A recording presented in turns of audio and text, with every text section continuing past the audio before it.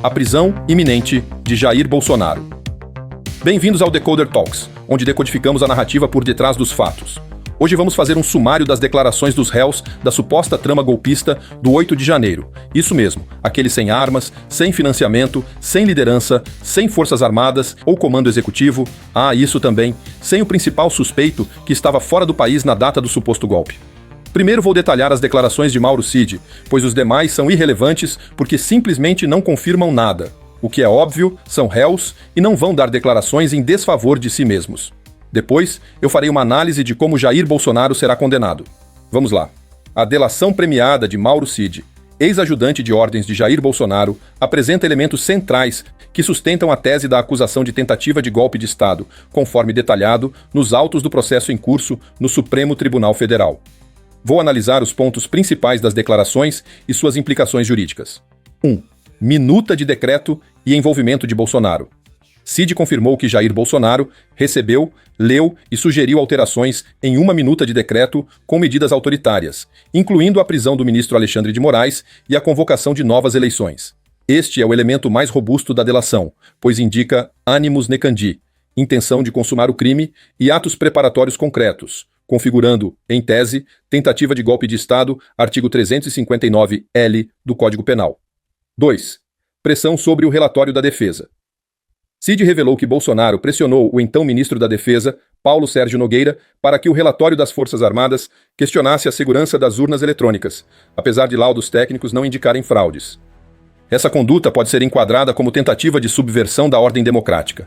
Artigo 359-M do Código Penal, ao buscar deslegitimar o processo eleitoral com narrativas infundadas, potencialmente configurando crime contra o Estado democrático de direito. 3. Repasse de dinheiro por Braga Neto. Segundo Cid, o general Braga Neto repassou dinheiro vivo, supostamente oriundo do agronegócio, para mobilizar manifestantes nos acampamentos golpistas.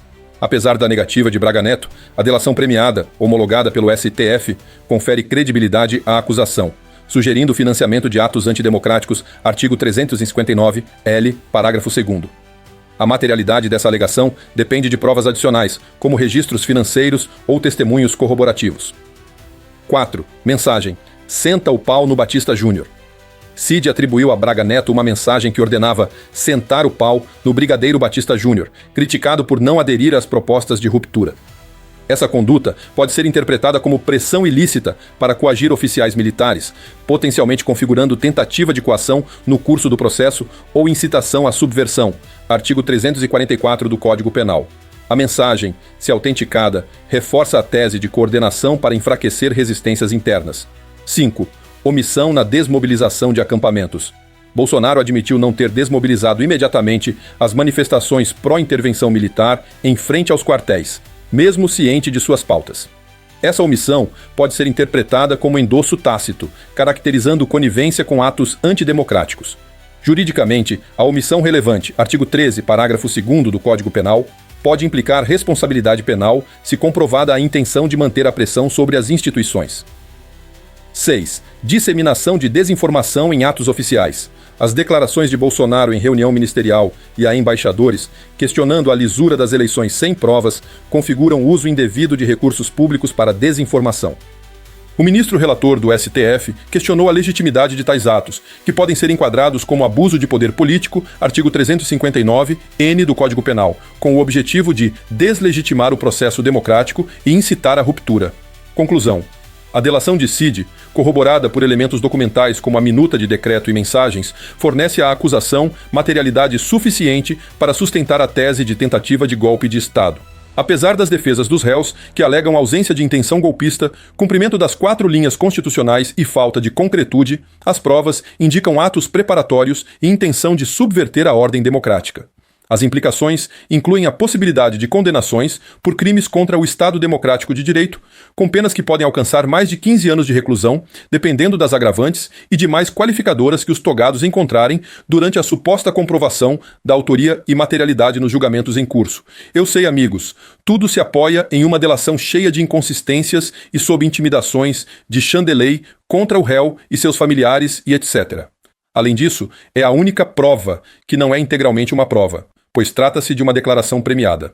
Ou seja, o réu limpa o rabo acusando os outros réus, mas esta é a vida Bem, vamos à minha análise. A defesa dos réus do 8 de janeiro agarra-se ao argumento de que tudo não passou de um discurso político inflamado, uma espécie de grito primal de descontentamento, sem um plano concreto de execução, sem ordens documentadas, sem tanques nas ruas, sem milícias armadas até os dentes, com algo além de paus, pedras e um estoque estratégico de alho para os vampiros do Planalto. Bem, a tese é que não há crime consumado, nem tentativa punível. Afinal, no mundo jurídico, para configurar uma tentativa de golpe de Estado, é preciso mais do que uma turba de vândalos com delírios de grandeza e um estoque de balões de hélio. A jurisprudência exige animus necandi, ou seja, a intenção de consumar o crime e atos preparatórios inequívocos que, convenhamos, não parecem incluir carrinhos de cachorro-quente ou estilingues de quintal. Tinha estilingue com os golpistas? Caramba! Mas não se enganem pelos véus da inocência processual. Há elos sórdidos, teias pegajosas que conectam os fatos a um enredo mais sombrio. Lembram da Garota do Batom? Sim, aquela figura mitológica, elevada ao status de Tom Cruise, em Missão Impossível, com habilidades ninja e um batom que, segundo a narrativa oficial, seria uma arma de destruição em massa capaz de abalar os alicerces da segurança nacional. Um artefato tão perigoso que, ao ser aplicado, poderia hipnotizar as cadelinhas corruptas da Gestapo do establishment e seus mestres, os supostos títeres de um tal Chandley. A história é tão rocambolesca que parece escrita por um roteirista de filme B com um orçamento de R$ 2,50. Esses vândalos, segundo a fábula, invadiram os palácios do poder como se fossem bárbaros em um saque viking, destruindo cadeiras presidenciais como se fossem ogivas nucleares, tudo para criar um conto de fadas golpista onde, ao sentar na poltrona mágica do Planalto, o poder absoluto seria transferido por osmose. Sentou, governou. Fim de jogo. Chora aí. Acabou o estado sniff, sniff. Se você acredita nisso, eu tenho uma ponte no Brooklyn para vender. E aceito o Pix? A ponte está bem baratinha, me liga e combinamos a entrega. A realidade, porém, é menos hollywoodiana e mais tragicômica.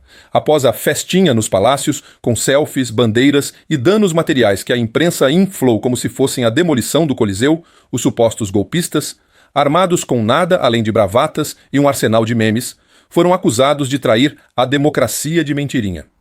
O STF, com seu ímpeto de guardião supremo, conduz o julgamento de mais de um. Muitos presos preventivamente em um processo que desafia a lógica penal. Como condenar por tentativa de golpe sem antes definir, com provas robustas, que tal golpe foi planejado, organizado e executado com meios idôneos? No jargão jurídico, a tipificação de tentativa exige iter criminis, o caminho do crime, com atos que vão além da mera cogitação. Balões de hélio, paus e carrinhos de cachorro-quente não se qualificam como meios idôneos para tomar o Estado, a menos que o plano fosse conquistar Brasília com um exército de cosplayers de Mad Max. E aqui entra o cerne da farsa. O desfecho desses julgamentos não depende apenas da capacidade da acusação de apresentar provas técnicas independentes, como interceptações telefônicas, documentos ou testemunhos corroborados que sustentem, por exemplo, a colaboração premiada de Mauro Cid. Não, meus amigos, o jogo é maior, mais sórdido e profundo. Há uma força nas sombras, um deus ex-máquina judicial que opera com a precisão de um relojoeiro suíço e a moralidade de um aplicativo de apostas online. Se Jair Bolsonaro, o maestro improvável dessa ópera burlesca, for absolvido, a narrativa oficial do governo desmorona como um castelo de cartas em um furacão. Como justificar a prisão de 1.200 golpistas se o líder do movimento foi absolvido? A absolvição de Bolsonaro representaria um terremoto jurídico, escancarando as contradições de um processo que se assemelha mais a uma caça às bruxas do que a uma aplicação imparcial da justiça. As implicações são tão graves que dificilmente essa hipótese passaria pela cabeça de Xandão, mesmo diante das sanções que se aproximam. Para ele, a única saída parece ser dobrar a aposta e manter o curso atual. No entanto, se o líder já cumpriu seu papel e agora incomoda o sistema, as elites podem recorrer a métodos criativos, menos ortodoxos, mas historicamente utilizados contra aqueles que ameaçam o status quo. Exemplos não faltam. O assassinato de Celso Daniel, prefeito de Santo André, a morte suspeita de Teori Zavascki e até as tentativas contra Bolsonaro, que sofreu um atentado em plena campanha. O sistema, quando pressionado, se auto-organiza e age de formas imprevisíveis. E no Brasil, embora tais métodos não sejam a regra, eles já foram usados e podem sê-lo novamente. E o que isso significa para Chandley, o vilão favorito da mitologia bolsonarista? Uma absolvição de Bolsonaro abriria as portas para a oposição, armada com argumentos jurídicos e políticos, iniciar um processo de impeachment contra o magistrado que se tornou o bicho-papão da narrativa.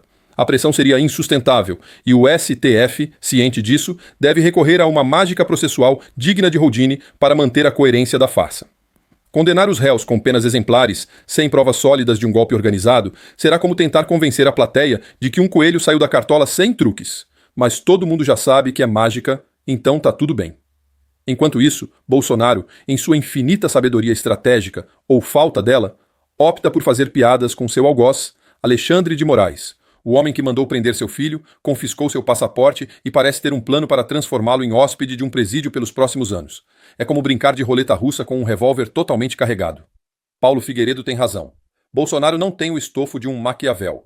Sua fé cega em princípios cristãos, louvável em um sermão de domingo, é uma fraqueza fatal nos corredores do poder, onde os satanistas, como ele próprio talvez os chamasse, jogam xadrez enquanto ele joga damas. Sua decisão de voltar dos Estados Unidos, onde poderia ter ficado em um exílio confortável, é prova de uma ingenuidade que beira o masoquismo. Ele sabia, ou deveria saber, que o sistema é uma engrenagem implacável, lubrificada por interesses que vão além da justiça. O futuro... Bolsonaro provavelmente passará seus anos dourados em uma cela, enquanto o Brasil afunda em um projeto de poder que não se sustenta apenas na corrupção, mas na asfixia da liberdade de expressão, no controle de recursos públicos e em uma máquina de propaganda que faz Goebbels, o propagandista de Hitler, parecer amador. As emissoras de TV, gordas de verbas públicas e concessões, continuarão vendendo a narrativa oficial, enquanto o brasileiro comum, sufocado por impostos e desilusão, sonha com um prato de comida que não inclua felinos cozidos à la Venezuela. Para os que podem, a saída é literal. Fujam. O êxodo de brasileiros já começou, com filas em escritórios de imigração e investimentos milionários em vistos para destinos como os Estados Unidos, que, apesar de seus problemas, está a salvo, por enquanto, de conflitos cinéticos. A Europa, com sua economia e políticas woke, afundada em crises migratórias, é uma aposta arriscada, especialmente com guerras batendo à porta. Avalie suas opções, mas faça isso rápido, porque o Brasil de 2026 não será fácil nem para os profissionais do jeitinho. Obrigado por assistir. Se quer entender o futuro do Brasil, inscreva-se no canal e compartilhe com quem não aceita ser enganado. Eu não acerto por acaso, amigos. Enxergo o circo armado, mas sei que por trás do palco há um roteiro escrito e uma agenda em execução. Não seja refém da sua própria ignorância. Exija urnas auditáveis, ou o destino do país será uma incógnita. Essa não é apenas uma pauta política. É a única que realmente importa para o povo brasileiro. Lembra da Venezuela? Maduro sempre vence, não importa o caos, a fome ou a destruição. Será que preciso desenhar? Até breve!